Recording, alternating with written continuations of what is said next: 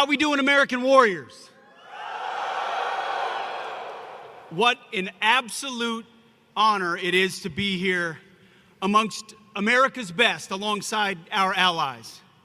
I look out into this audience and I truly see the eyes of American strength, the eyes of American deterrence, the eyes of Americans who put America first.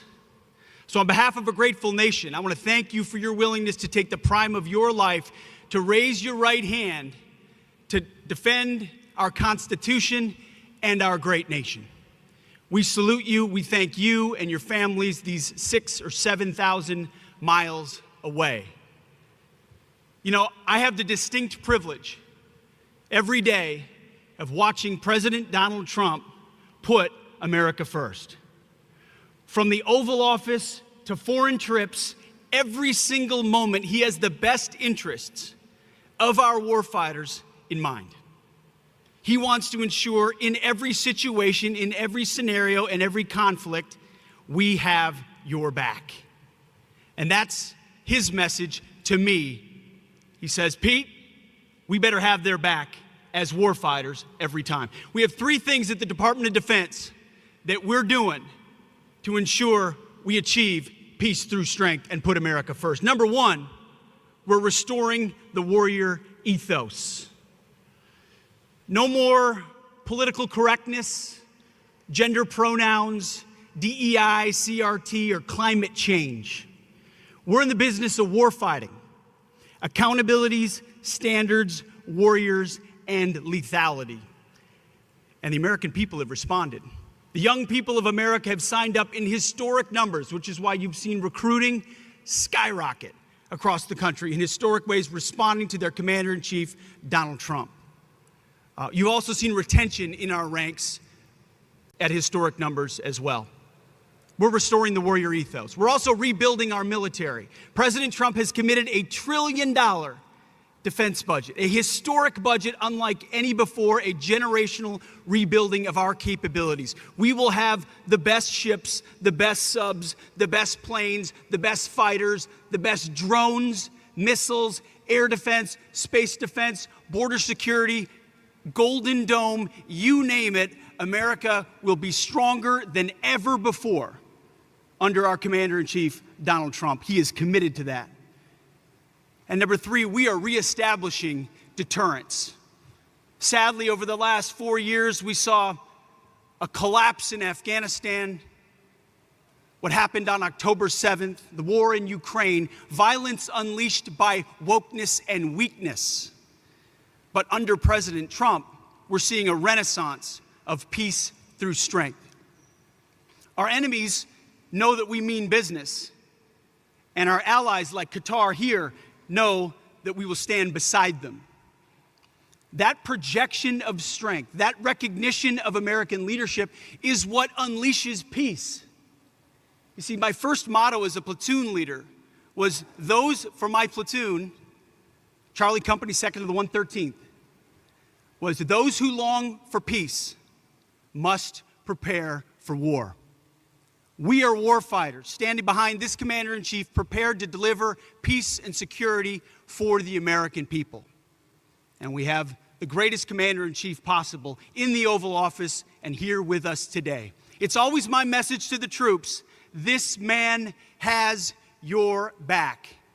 And that is why it is a distinct honor to introduce to you the 45th and 47th President of the United States, our Commander-in-Chief, Donald J. Trump.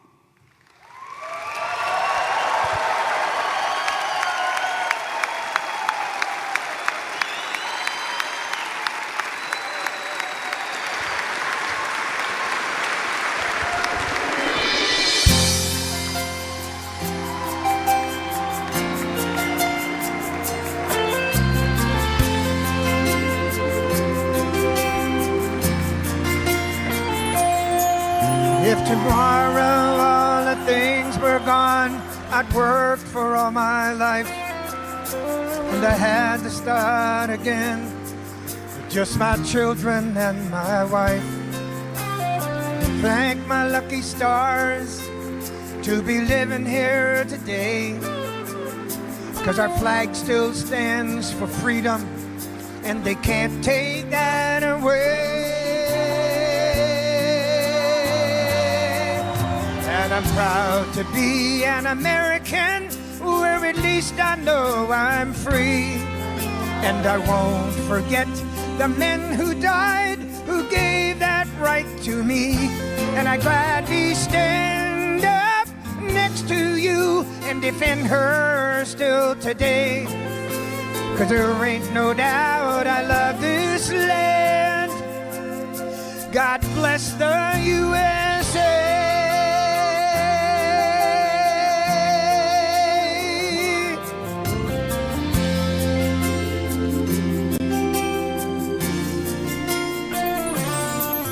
From the lakes of Minnesota to the hills of Tennessee, across the plains of Texas, from sea to shining sea, from Detroit down to Houston, and New York to LA.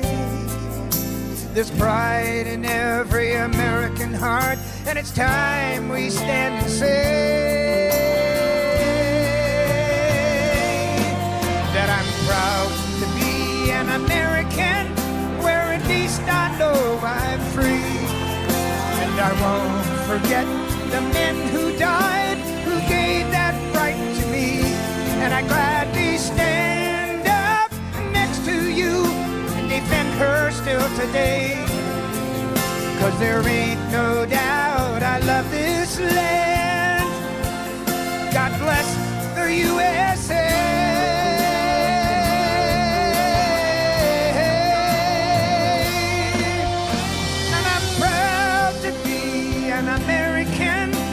At least I know I'm free. And I won't forget the men who died, who gave that right to me. And I gladly stand up next to you and defend her still today. 'Cause there ain't no doubt I love this land. God bless the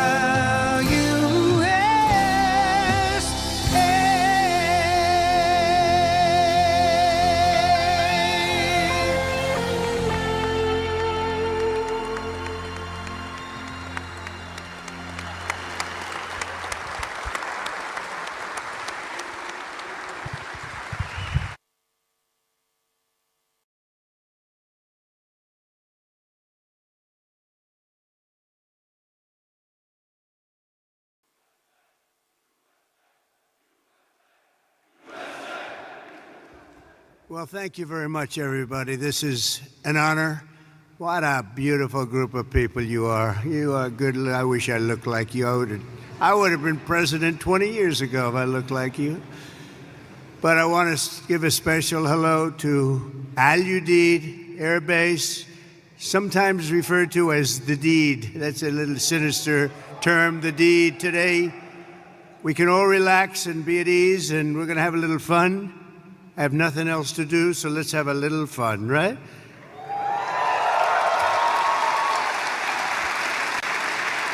So I'm thrilled to be here with the men and women who embody American strength and pride, the warriors of the United States Armed Forces. It's an amazing group of people. You are, without a doubt, the greatest fighting force in the history of the world. That's the way it is. I said it last night. I said it strong. We have the strongest military in the world. There's not even a contest. We have the best equipment. Nobody has equipment like us. Nobody has the planes or the missiles or anything else. And as your Commander-in-Chief, I'm here to say that America's military will soon be bigger, better, stronger, and more powerful than ever before. We just did a budget. The budget was the highest by far, over $1 trillion. It's a lot. That's a lot of stuff. And hopefully it's peace through strength. Hopefully we don't have to use it. Because if you use it, I feel sorry for the other guy, but we don't want to have to use it. I want to recognize a true warrior, and that's our Secretary of Defense. They put him through hell, the radical left did. And he's incredible. You know, he went to the best schools. He did the best stuff. He's a smart guy, and he's a great guy. And I just listened to his words standing backstage when he was speaking, and he really has it right on the peg. Pete Hegseth, he's going to be great. You're going to love this guy. You're going to love him.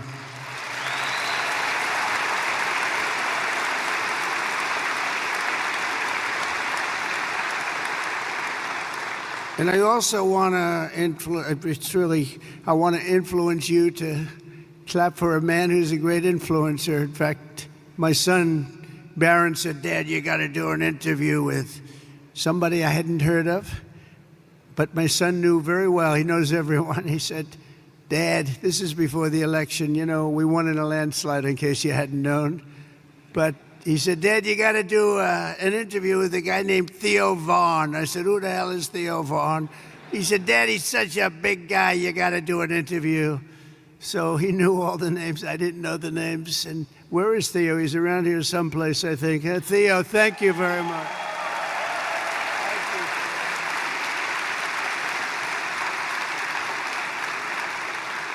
That's Barron. You know Barron. He said, you got to do with it. We had a good time, right? Had a good time. We had like 270 million people that listened. So you know what? I think Barron was right. Thank you for being here, Theo. Appreciate it. Also, Lee Greenwood, right from the beginning, that song went on. And, you know, that song was a successful song, but we made it the most, number one. We made that song, it's the top of the list of that type of song. That's a pretty big, I don't want to go into the list because you'll get upset with me if I do. Like the national anthem and things. It's like, and it became unbelievable. And I was saying you could get Elvis or anybody else to do a song. There's nothing, that was my intro song right from the beginning. Because as you know, we won 3 elections, okay? And some people want us to do a 4th. I don't know, we'll have to think about that. You saw the new hat. The hottest hat is, it says, Trump 2028. We're driving the left crazy when you see that. We didn't need that hat, but it's been an amazing period of time. And when Lee Greenwood did that song, it went from the first day. I came out, we played it. It was a great song, but we didn't know. And then I did it a second time, a third time. And that was 968 rallies ago. Can you believe that? We did 968 rallies. There's another hat says 968. I said, what the hell does that mean? That's the number of rallies. I said, you have to be kidding. But from the very beginning, and we played Lee's song, and it was the walk-on. And then for the last inauguration, I had all the big singers, they wanted to do a song for me, and they wanted to have me walk on to their song, and my people, oh, that would be nice, that would be nice. And when I heard about it, we were all set. We had a lot of them, and I heard about it. I said, I'm not switching. Are you kidding me? I'm not switching. So we stick with Lee, but nobody could have done better than Lee, and he's been so loyal and so great, and it's been really about 9 years of that stuff. And, you know, we had really, honestly, we had 3 unbelievable campaigns, and it's been an honor. And there's nobody been stronger than the military in terms of backing us, nobody. So I just want to thank you all very much. Great honor. Thank you very much.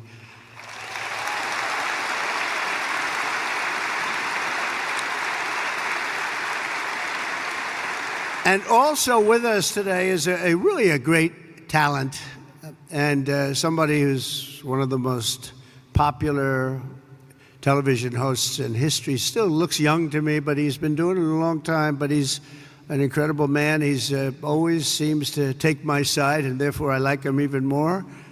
But he has common sense. We talk about common sense all the time, but he's one of the biggest in the history of television, the great Sean Hannity. He's here someplace. Sean, stand up wherever you are. Thank you, Sean. Thank you. Where is he?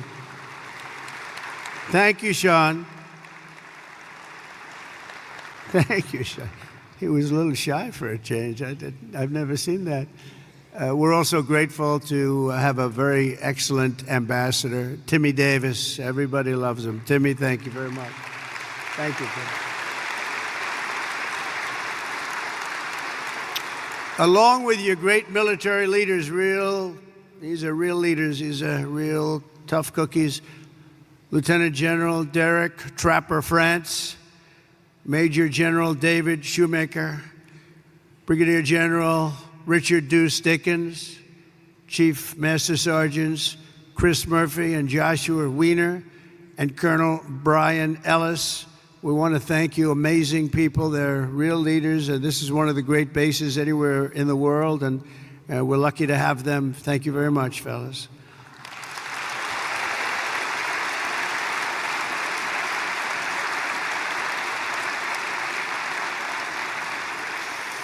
And a very special thanks as well to our partners from the Qatar Army and Armed Forces.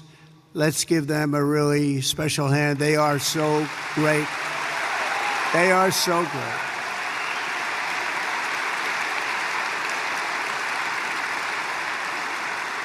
And in particular, we want to give a little special applause for somebody that's been so good. Deputy Prime Minister and Defense Minister, Saud.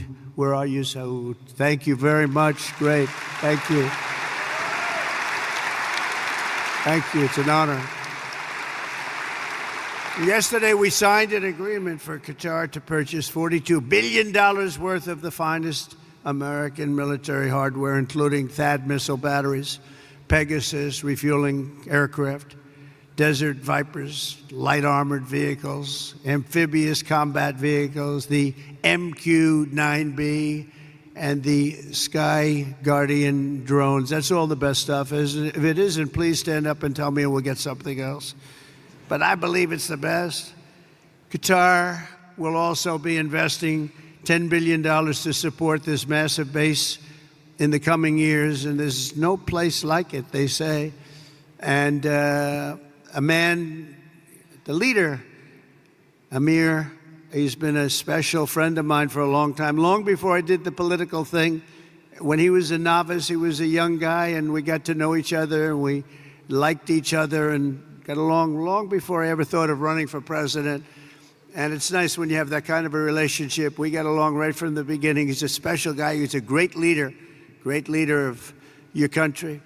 So I want to just congratulate you on that, and all the Qatari people, a spectacular group, and it's an honor. And I don't think our friendship's ever been stronger than it is right now. It's you had the last administration. I don't know if they knew too much about what was happening, but this administration does, and you will never see anything like the relationship that we have. We just left Saudi Arabia, as you know, and you have a fantastic crown prince.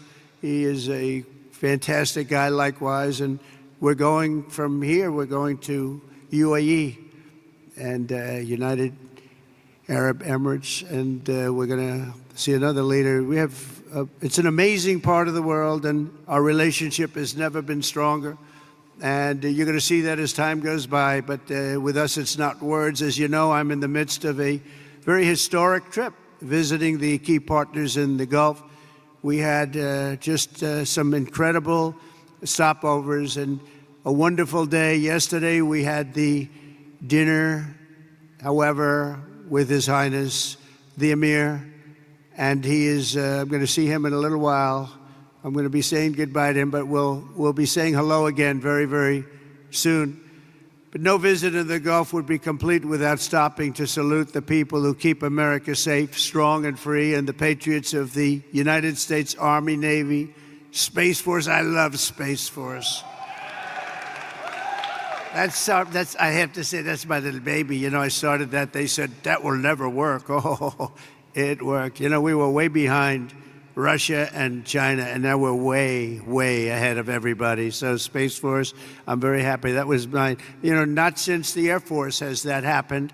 So we created a force, and it's a big force, and it's a brilliant force. So Space Force, thank you for doing such a great job. The Marines, and of course, the United States Air Force. AlUdeid is the home of the legendary 379th Air Expeditionary Wing, known as the Grand Slam Wing. We also have the 1st Expeditionary Theater Support Group. You got them all. And let's not forget the top-notch Army soldiers from the 11th Air Defense Artillery, the Imperial Brigade. Thank you, fellas. That's great. We also have the 8th Expeditionary Air Mobility Squadron, known as Mighty Ochos. Where are the Ochos? We don't want to fight with them. All of you are the tip of the spear. You're the finest we have. Anywhere in the world, you're the finest we have. You're the finest anyone has in the fight against the enemies of civilization. You're the people that are defeating chaos, combating terror, defending our interests, supporting our allies, securing our homeland, and making America incredibly proud. And you know what? Making America great again. That's what's happened. It's happened very fast. Happened very fast.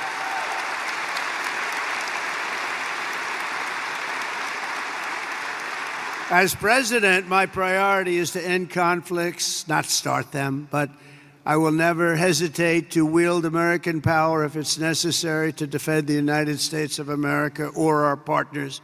And this is one of our great partners right here.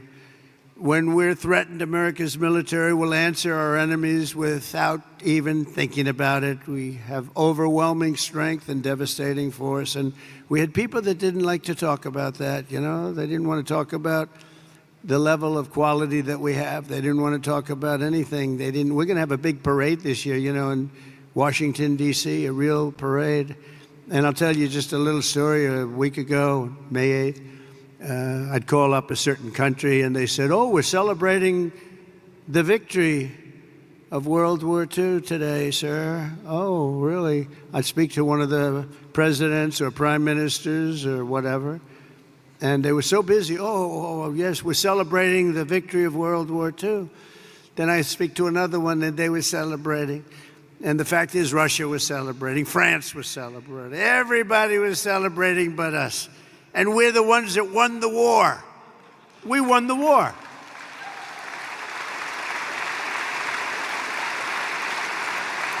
And they helped. But without us, they don't win the war. We're all speaking German. You know that, right? Without us, they're speaking German, maybe a little Japanese too. We won the war, and we're the only ones that didn't celebrate. So what I did is I got my crack staff over there, and we did it every time. We have May 8th, and we also have the date in November, that sacred date in November for World War I, because we won that war too. But think of it, I'm calling. Now, we love France, right? But I think we did a little more to win the war than France did. Do we agree? You know, I don't want to be a wise guy. But when Hitler made his speech at the Eiffel Tower, I would say that wasn't exactly ideal. And I called up the president, Macron, good guy, by the way. Donald, we are celebrating our victory over the Germans. Oh, that's wonderful. No, we don't take credit for what we do. And I said, what the hell? Every country I've spoken to in the last week is celebrating the war but us. Isn't that terrible? So we're going to be doing holidays. But I said it has to be a working holiday because, you can only do so many of them. We have a lot of holidays. I'm not so sure we should have them, and you don't have to go to work. Our country has to go to work. So we're going to have a working holiday for each one of those 2 dates. And we're going to be celebrating, too, because we should celebrate more than anybody else. And others did help a lot, but nobody helped like us. We wouldn't have won. I mean, the fact is, not winnable without us. And now we're stronger than ever before. You know, I rebuilt the military in my first term. We had a great first term every way. We had the greatest economy ever, stock market up 88%, the biggest rise ever, all of that stuff.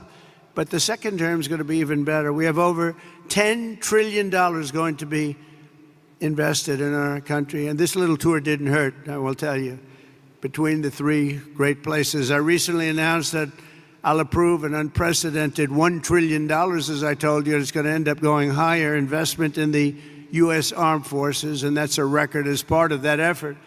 I signed an order to build the Golden Dome missile defense shield to protect our country from missile attack. Is everybody okay with that?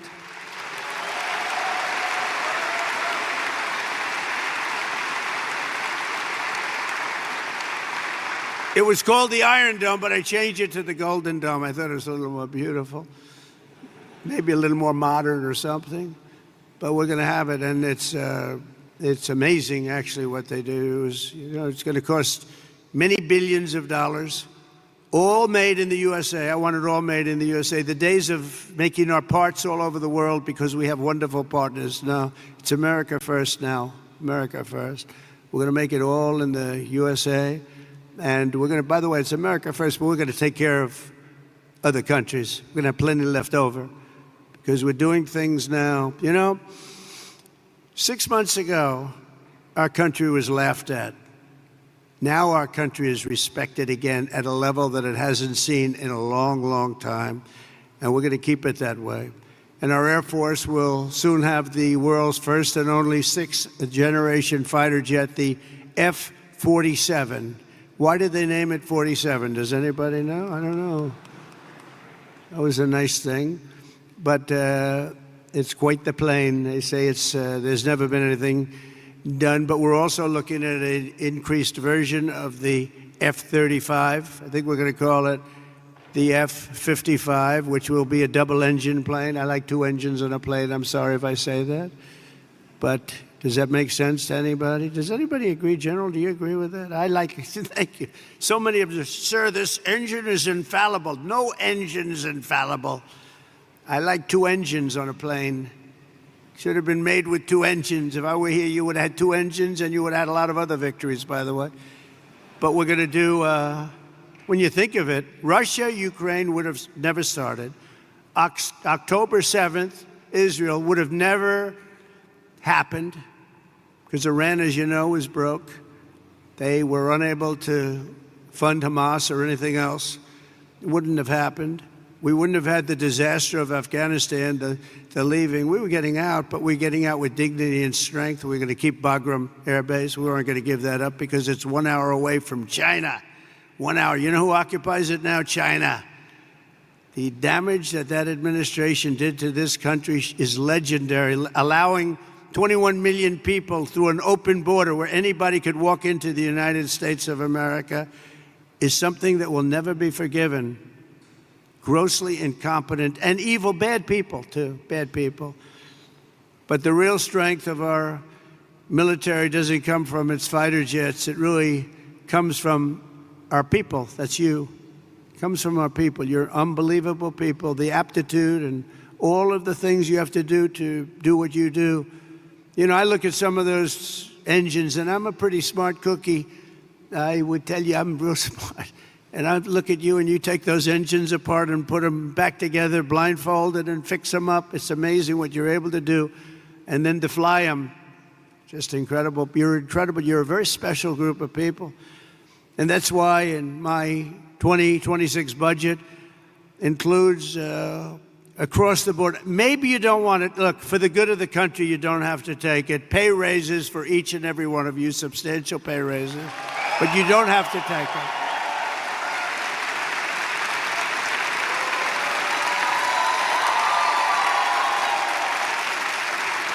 You don't have to take it. You can go to your commanding officer and say, sir, I'd rather not take that pay. I love my country, sir. I refuse to take it. Anybody here, raise your hand, please, if you refuse to take it. Let's see here. All right.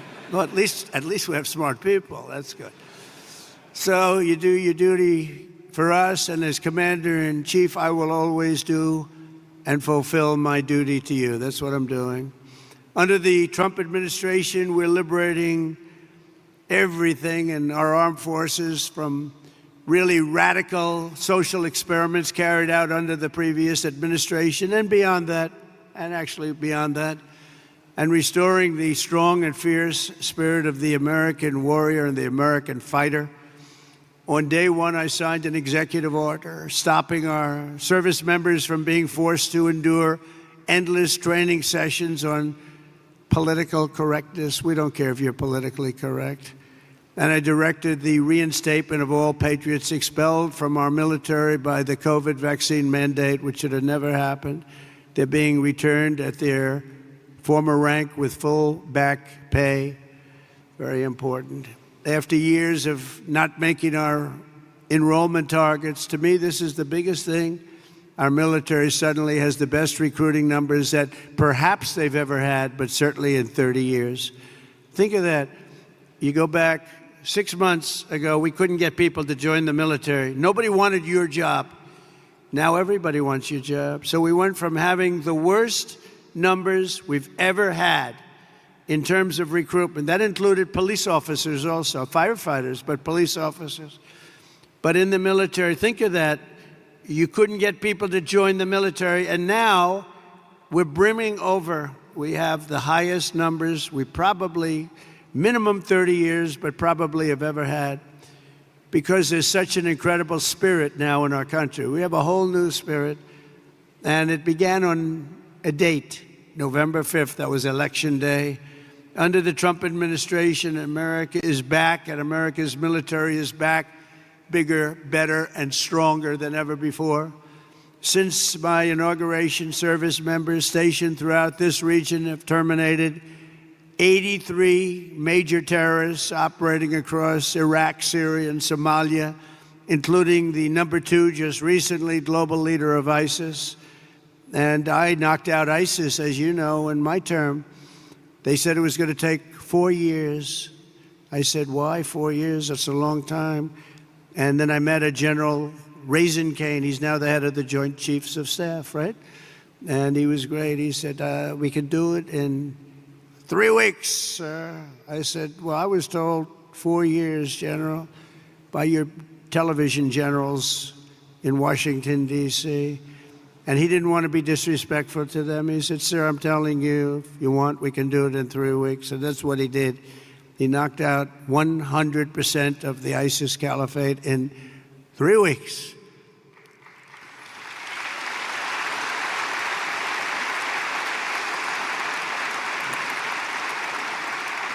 Should I tell you a little long, boring story about that? Yes? Okay, some of you have heard it because it's sort of a cool story, but I was wondering why we couldn't defeat, ISIS. We have this great military, all these great jets that we have new all over the place, the best in the world, the fastest, the best. And I went out and I said to a certain general in Washington, D.C., a television general, not much. There's a real general on television. You have the television guys and you have the real generals.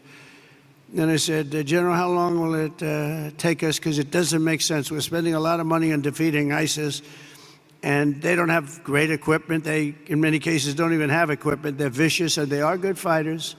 We always have to respect that. Sir, it'll take at least 5 years, sir. I said, 5 years? That's a long time. You mean we have jets, they have knives, and it's going to take 5 years? Yes, sir. I said, I don't really believe that. So I did something that I've never done before. I said, I want to go to Iraq, and I want to meet with the people in Iraq because maybe they're different, but I couldn't understand how a large and powerful terror group could last so long. And so I scheduled a flight, meaning I left at 3 o'clock in the morning. It was pitch black. We left very, very under guard. We traveled through Washington, D.C. There was nobody around. Got to the hangar at about 3:15. Air Force One was waiting for us. Pilots, best-looking human beings I've ever seen. Even better looking than Tom Cruise, and he's a friend of mine, okay? These guys were central casting, and they could also fly. And we headed out about 3:30 in the morning, pitch black. We headed for Iraq, and nobody knew I was going, nobody. And we're flying, and we're starting to get close. And they come to see me, and they say, sir, we have a problem. What? We're flying over enemy territory very soon, sir. Could we please turn off your lights? I said, my lights? We're flying in Air Force One. We just spent trillions of dollars on fighting, and you can't fly in with lights on? No, sir, it's very, very dangerous out there. So I said, obviously turn them off. Then he comes in addition to the lights, we want to turn down the shades. So I said, you mean not even shades? Okay, we turn down the shades. Then I said, I want to go upstairs. This is 747, 2 levels, beautiful plane. Just ordered new ones, by the way, beautiful new ones. And Boeing just, by the way, did the biggest order in the history of Boeing. Just did with your beautiful territory right here. They ordered, I think, 160 planes. I think it's the largest order ever for aircraft. So I salute the people from Boeing, Kelly, and everybody, and General Electric. The engines are General Electric Super Prime, and I really think it's great. Congratulations. But I go up to see the pilots because I love sitting with the pilots. I admire their skill. I really do. And amazing, especially at a certain level. And when you fly Air Force One, supposedly you're the best pilot. So I hope that's true, by the way. But it seems to be. I have no complaints. We land, it's like always landing like glass. I've had pilots where when you land, it's not a pretty picture. In fact, you admire the plane so much for being able to keep apart. You know, I mean, sometimes I land with some of these guys. You're bouncing down the runway. I'm saying these planes are amazing that they don't crack up. But these pilots land, and the 747's a hard one to land, but they're great. So I go up, I see the pilots, I say, hi, Captain. The guy's a handsome guy. We've got a blonde flat top. I'd like to have a flat top like that. I don't know if the hair's good enough for that. I don't think so. I don't think I'm going to try it either. But perfect person, and I look at the right, he's perfect. Everybody was perfect. They're like perfect human beings. I said, how are we doing, Captain? We're doing fine, sir. We'll be there in half hour, sir. I said, they want the lights turned off, Captain. And they do, yes, sir. They're doing the right thing. Oh, that's great, Captain. It's great. So now we're 15 more minutes, and all of a sudden, and most of you know the sound because that's what you do, but you have the computer voice, a beautiful voice where it says 1,900. They're talking about feet. So when you're in the big planes and sophisticated planes, the voice comes on, and I'm sitting back there watching them fly it beautifully, and I'm still not 100% happy with the statement that he agrees that the lights should be turned off. I would have preferred that he said, no, there's no problem. But that's not what he said. So we're going through, and it goes 1,900, 800, 700. Talking about feet. Now, 700 is getting pretty close to the ground. I don't see a thing. There's no lights. There's no runway. And I've done this a lot. And I always see the runway in the distance. I have fairly good eyes. I'd say for my age, extremely good eyes. And I don't see a runway. 600, 500. Captain, are we okay? Yes, sir. We'll be landing in just a few minutes, sir. 400. Captain, are we okay? I don't see a runway up there, Captain. Oh, we're fine, sir. No problem, sir. 300, 200. I'm saying, Captain, you sure we're okay here? And he said, we're fine, sir. And then, boom, it just lands that thing so beautifully. And I see, they had no light, they had no nothing. I don't know how the hell they do it, okay? All I know is we landed and for him it was routine. And I'm trying to pretend I'm cool as a cucumber. You know, I'm your president. I'm supposed to be cool as a cucumber. And I'm like, I'm not happy. But after we land, I actually went to my people and I said, I want to ask you a question. I did a very brave thing just there. Is the president allowed to designate himself for the Congressional Medal of Honor? And they said, sir, honestly, that wouldn't be good. I said, okay. So anyway, we get it. I kid. I have to say I kid because the fake news is back there, and they'll actually, no, it's true. And they'll say that the president wanted to give himself the Congressional Medal of Honor, and he was talked out of it by his staff. So anyway, I get, the door opens, we have a platform, and I look down, and I see these are all specimens, just like you guys are all perfect people. And I'm seeing a couple of generals, a couple of staff sergeants and drill sergeants, but everybody's like from a movie. And I walk out of the plane and meet the first gentleman. And I said, what's your name? He said, Kane, sir. My name is Kane. And I said, hello, Kane. What's your first name? Well, they call me Raisin. I said, wait a minute. Raisin? You mean like Raisin Kane? Yes, sir. That's what they call me. General, I love you. You're the guy I'm looking for, General. You're the guy I'm looking for. So is Raisin Kane. It's Daniel Kane, but Raisin Kane, that's what they call him. Then I met another general. I met a colonel. I met a sergeant. They said, sir, would you like to rest? I said, what do you mean rest? I've been resting on the plane. I don't want to rest. What do I have to rest for? He was thinking about Biden to come, okay? Biden. Biden would have rested the entire trip. He wouldn't. First of all, he wouldn't have made the trip. But if he landed, he would have been rested for about 5 days before he had the first meeting. And I said, no, let's go have the meeting because I want to find out what's going on over here. We're spending a lot of money, and people are being killed. I want to find out why it's taken so long. So let's go right away. So we went to almost like just a very secure room that was in the form of a boardroom. Very professional, however. It was very highly sophisticated with the equipment. Best you can buy. We have the best you can buy all the time. But I went into the room and I said, General, so they tell me in Washington it would take 4 to 5 years to defeat ISIS. And I want to know from you, is that true? Or is that, no, sir. But it's not my place to say, sir, because they are the ones that call the shots. I said, well, if you disagreed, you do. It's not the military way, sir. You have to listen to them. That's a chain of command. I said, oh, that's great. I'm not sure I like that system. But how long do you think it would take you if I gave you total authority to go in and knock the hell out of them? So it would take approximately 3 weeks. I say it again, General. I was told 5 years. Sir, it'll take 3 weeks and you'll have time left over. I said, you got to be kidding me. Where the hell have you been? And then I sort of was really in disbelief because I said, you know, I've been hearing for so long and we've been fighting it. How long will we fight him? 18 years or something? And here's the guy telling me 3 weeks. So I said, General, how do you do it in 3 weeks? He says, well, sir, I don't like saying this because I do have people in Washington, but I'm going to say it.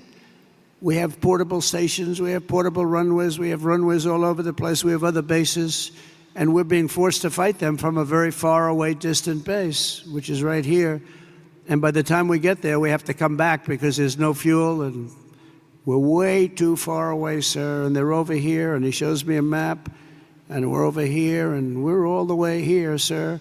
I said, why didn't they use the other bases? Well, they didn't want to disturb the country where those bases were located. I said, we give those countries billions of dollars. We can disturb them a little bit. They wouldn't know what we're doing anyway. Are they going to know where the planes are going? Not really, sir.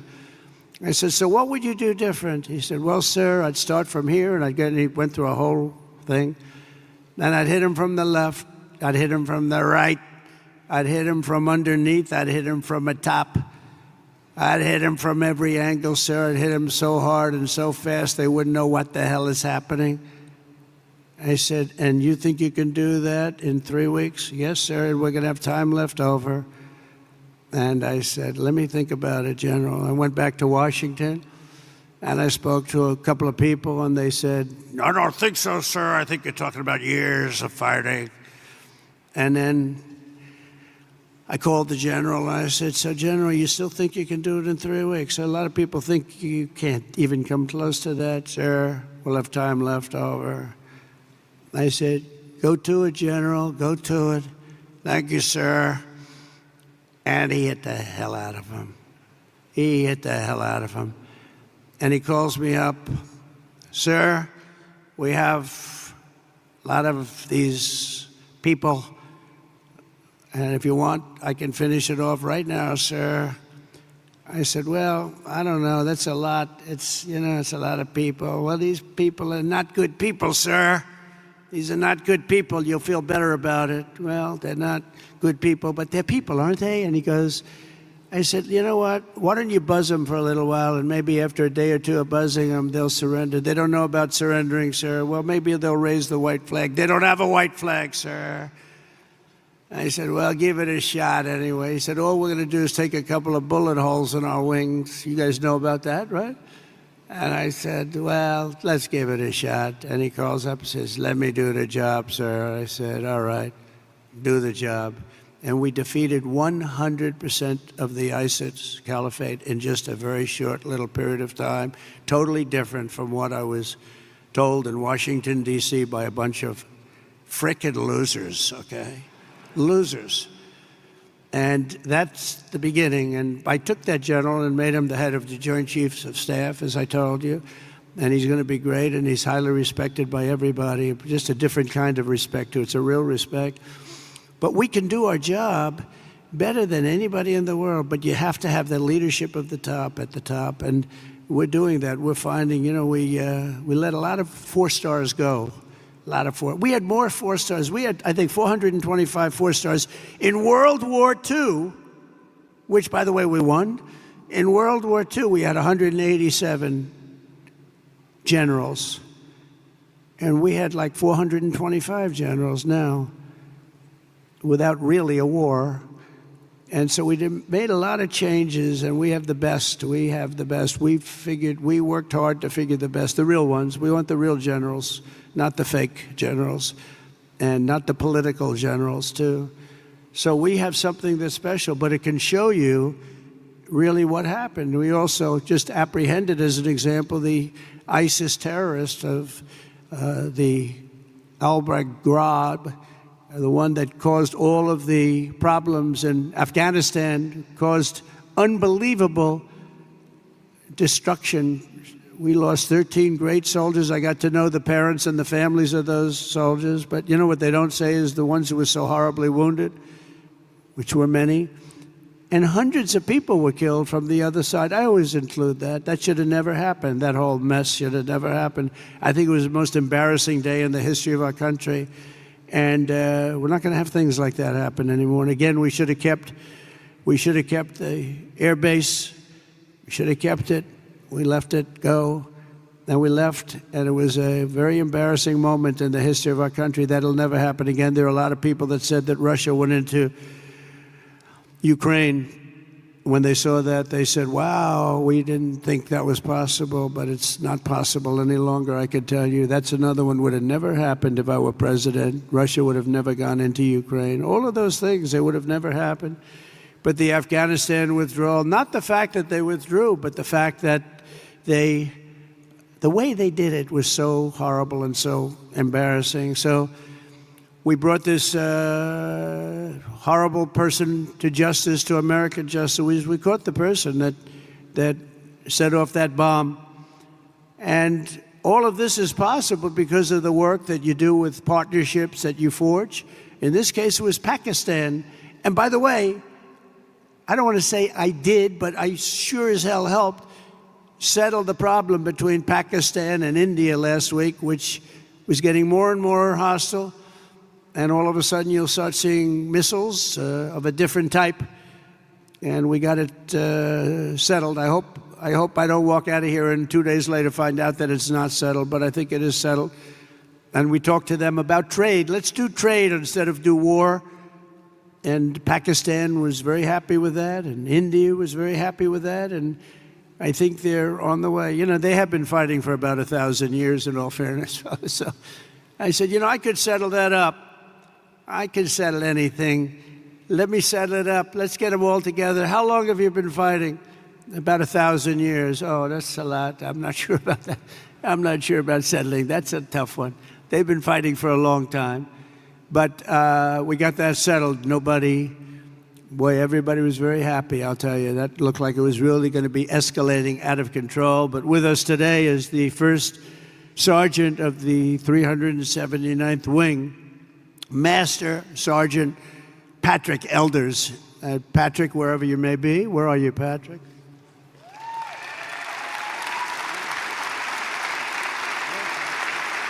Handsome guy. Wow. I'm looking at him from here, and it says after having served 22 years, he's a lot. How long have you been in, Patrick? Wow, that's amazing. It looks like he's like 25 years old. I'm saying 22 years. They said, we must have this mixed up. We don't have it mixed up. I guess when you love what you do, you stay young, right? And he loves what he does, no doubt about it. But having served over 22 years in the Air Force, he's one of his, right now, this is his 6th deployment.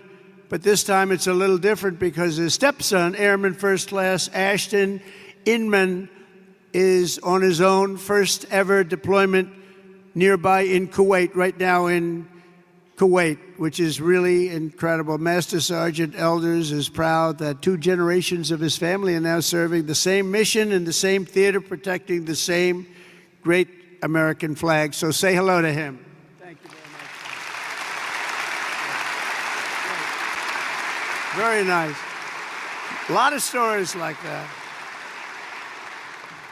A lot of stories like that, and I want to thank Airman First Class Inman also very much. That's a great story. That's a great story, and we have many of them. I guarantee in this room right now there are many such stories. There are several married couples serving side by side in uniform at this base, including Staff Sergeants Tyler and Paige Duck. Where is Tyler and Paige?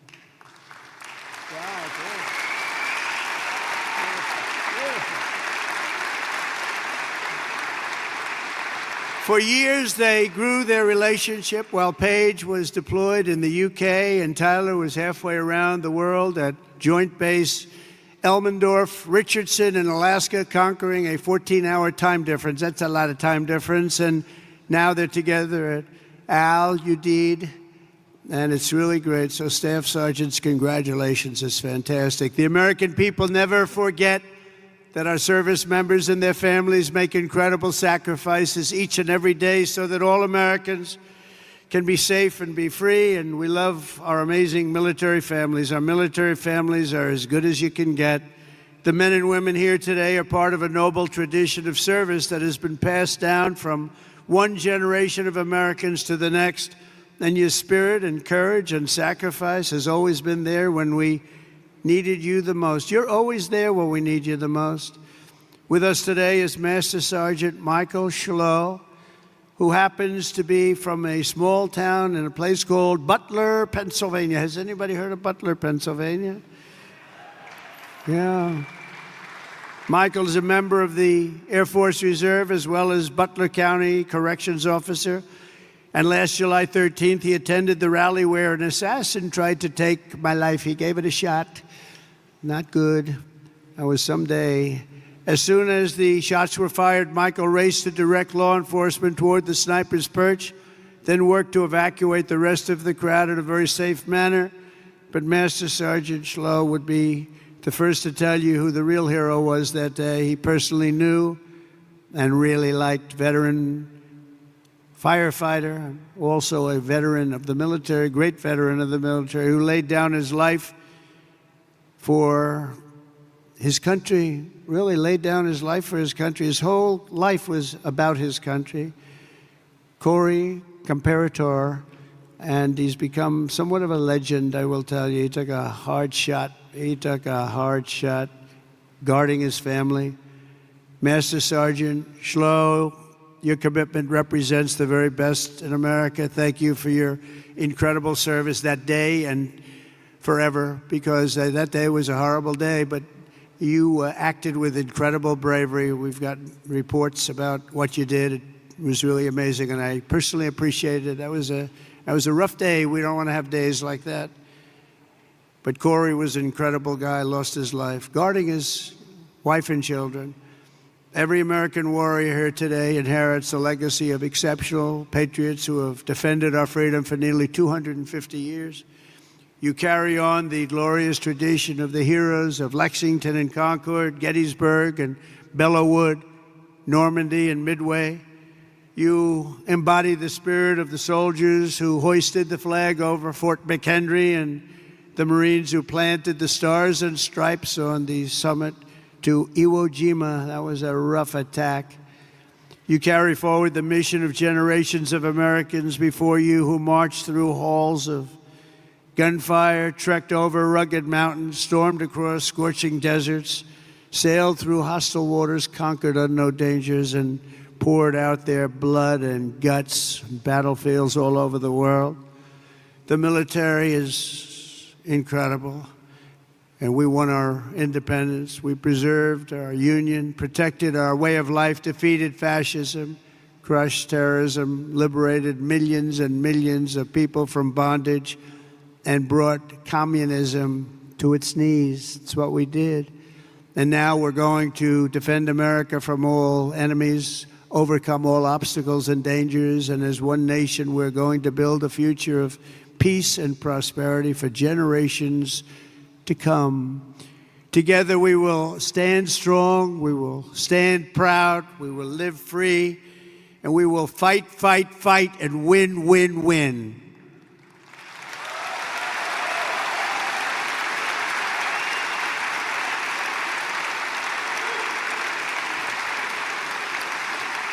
So my trip is 4.5 days, but this is the one I was so looking forward because I'm with the people that I really love and respect. And we love and respect you. This is what you're doing, the service you do for your country. You keep us safe.